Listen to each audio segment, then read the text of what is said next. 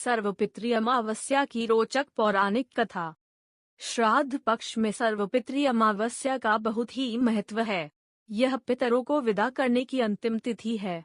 अगर कोई श्राद्ध तिथि में किसी कारण से श्राद्ध न कर पाया हो या फिर श्राद्ध की तिथि मालूम न हो तो सर्वपितृ श्राद्ध अमावस्या पर श्राद्ध किया जा सकता है। आओ इस तिथि के महत्व की पौराणिक कथा क्या है यह जानते हैं। देवताओं के पितृगण अग्निश्वात जो सोमपथ लोक में निवास करते हैं, उनकी मानसी कन्या अच्छोदा नाम की एक नदी के रूप में अवस्थित हुई।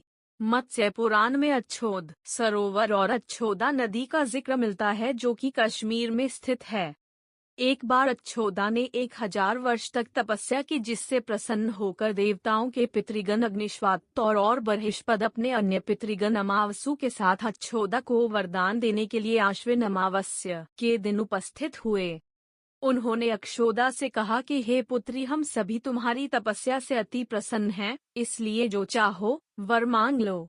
लेकिन अक्षोदा ने अपने पितरों की तरफ ध्यान नहीं दिया और वह अति तेजस्वी पितृ अमावसु को अपलक निहारती रहीं।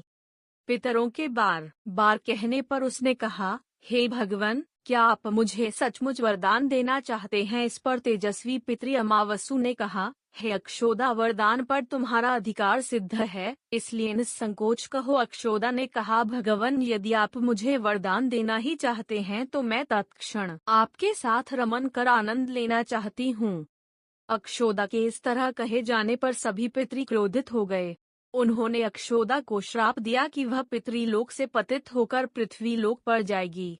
पितरों के इस तरह श्राप दिए जाने पर अक्षोदा पितरों के पैरों में गिरकर रोने लगी। इस पर पितरों को दया आ गई। उन्होंने कहा कि अक्षोदा, तुम पतित योनि में श्राप मिलने के कारण मत्स्य कन्या के रूप में जन्म लोगी। पितरों ने आगे कहा कि भगवान ब्रह्मा के वंशज महर्षि पराशर तुम्हें पति के रूप में प्राप्त होंगे। तुम्हारे गर्भ से भगवान व्यास जन्म लेंगे। उसके उपरांत भी अन्य दिव्य वंशों में जन्म लेते हुए तुम श्राप मुक्त होकर पुनः पितृलोक में वापस आ जाओगी। पितरों के इस तरह कहे जाने पर अक्षोदा शांत हुई। अमावसु के ब्रह्मचर्य और धैर्य की सभी पितरों ने सराहना की एवं वरदान दिया कि यह अमावस्या की तिथि अमावसु के नाम से जानी जाएगी। जो प्राणी किसी भी दिन श्राद्ध न कर पाए वह केवल अमावस्या के दिन श्राद्ध तर्पण करके सभी बीते 14 दिनों का पुण्य प्राप्त करते हुए अपने पितरों को तृप्त कर सकते हैं। तभी से प्रत्येक माह की अमावस्या तिथि को सर्वाधिक महत्व दिया जाता है और यह तिथि सर्वपितृ श्राद्ध के रूप में भी मनाई जाती है। उसी पाप के प्रायश्चित हेतु कालांतर में यही अच्छोदा महर्षि पराशर की पत्नी एवं वेदव्यास की माता सत्यवती बनी थी। तत्पश्चात समुद्र के अंशभूत शांतनु की पत्नी हुई और 2 पुत्र चित्रांगद तथा विचित्रवीर्य को जन्म दिया था। इन्हीं के नाम से कलयुग में अष्टका श्राद्ध मनाया जाता है।